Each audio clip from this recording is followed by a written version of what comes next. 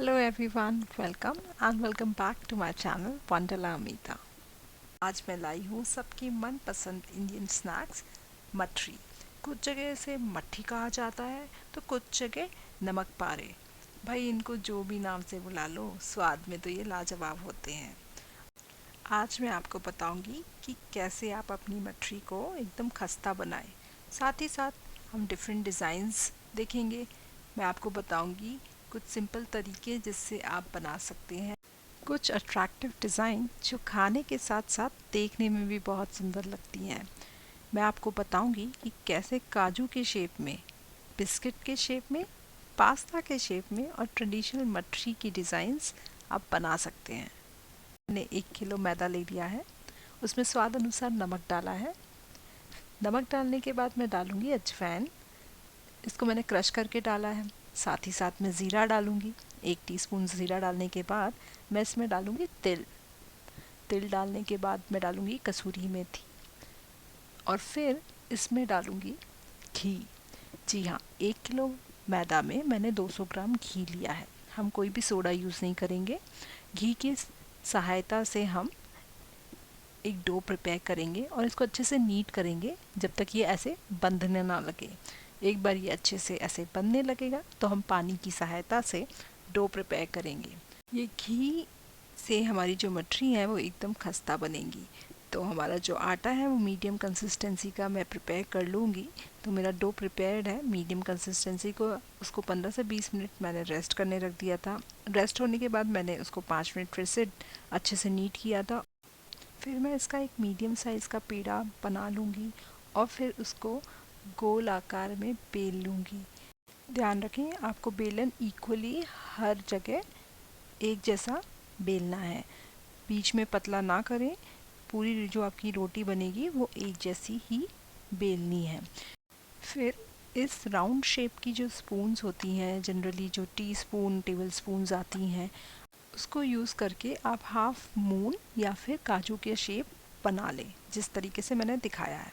उसके बाद मैं एक और पेड़ा लूँगी और उसको इक्वली बेलूँगी और फिर मैं अपनी दूसरी डिज़ाइन बनाऊँगी।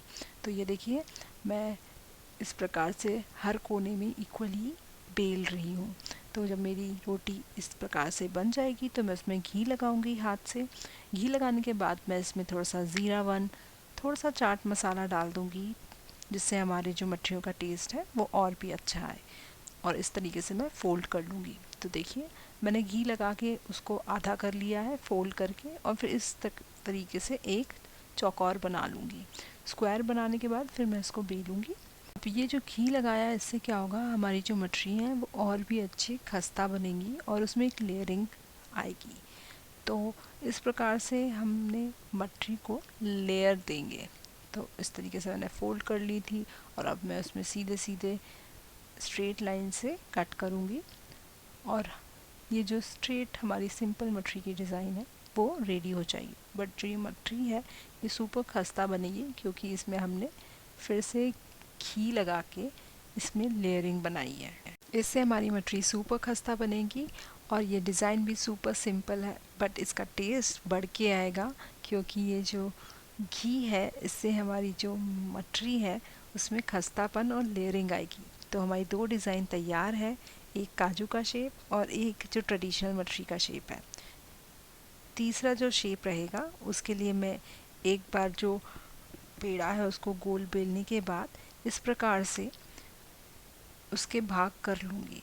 जैसे कि हम पिज़्ज़ा में जो कटिंग करते हैं ना, उसी तरीके से मैं इसके कम से कम 16 पीसेस कर लूँगी और फिर इसको ध्यान से देखिएगा मैं किस तरीके से फ़ोल्ड कर रही हूँ।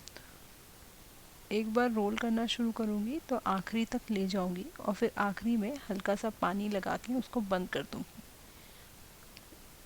फिर से देखिए, एक कोना पकड़ा और अंदर की तरह उसको रोल किया और फिर दूसरा कोना पानी की सहायता से हल्का सा उसको क्लोज़ कर दिया।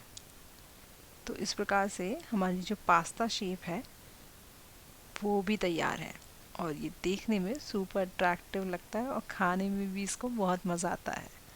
तो ये हमारी जो तीसरी डिज़ाइन है वो भी बनके रेडी है। थी ना ये सिंपल। अब देखते हैं थर्ड डिज़ाइन। थर्ड डिज़ाइन के लिए मैंने एक रोटी बेल ली थी, उसमें घी लगाया और उसके ऊपर दूसरी रोटी जो हमने बेली थी वो डाल दी। अब मैं रोटी कह रही हूँ पर है तो गोल आकार, और इस प्रकार से मैं उसको कट कर लूँगी और सिंपल बिना बेले हाथ की सहायता से इसको फैला लूँगी। तो ये हमारी फोर्थ डिज़ाइन तैयार है। अब आप चाहें तो इसको अगर लंबा करना चाहें तो आप इस पे बेलन की सहायता से थोड़ा सा इसको बड़ा कर सकते हैं, पर यह हमारा फोर्थ शेप हाथ की सहायता से बिना बेले तैयार है। आप इन्हीं को चाहें तो एक फिफ्थ डिज़ाइन भी बना सकते हैं। आप सिंपल एक फोर्क ले लें जिससे हम मैगी खाते हैं, बस उसको लेके इसमें ऐसे छेद कर दें तो ये बहुत ही अच्छे से बिस्किट का शेप इसमें दिखने लगेगा, और जब ये फ्राई होंगी तब बहुत अच्छी दिखेंगी। तो चलिए एक कढ़ाई ले लें, गैस हाई फ्लेम पे, तेल गरम हो जाए अच्छे से, उसको फिर मीडियम फ्लेम पे कर दें और धीरे धीरे करके आपकी जो मठरियाँ हैं उनको फ्राई कर लें। जैसे मैं हमेशा बोलती आई हूँ, गैस की जो फ्लेम है वो हाई भी नहीं होनी चाहिए और लो भी नहीं होनी चाहिए। एक बार आपका तेल गर्म हो गया तो आप उसको मीडियम पे ही रखें और फ्राई करें धीरे धीरे। ये अच्छे से अंदर तक पकनी चाहिए, इसलिए थोड़ा सा टाइम दें इन्हें फ्राई होने के लिए। और जब एक बार आपका जो एक तरफ अच्छे से फ्राई हो जाए तो धीरे धीरे उसको पलट लें और दूसरी तरफ से भी अच्छे से फ्राई कर लें। तो इसी प्रकार से आप सारी मठरियाँ जो हमने प्रिपेयर की थी डिफरेंट डिफरेंट डिज़ाइन, उनको फ्राई कर लें।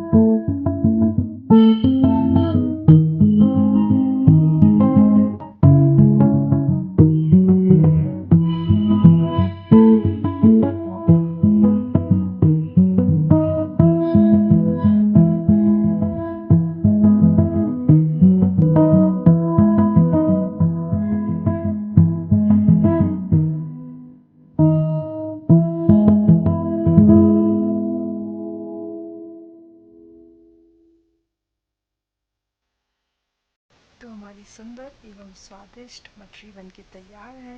कितनी सिंपल तरीके से हमने ये डिज़ाइंस प्रिपेयर की। आप इन्हें ज़रूर ट्राई करें। Thank you for watching my channel.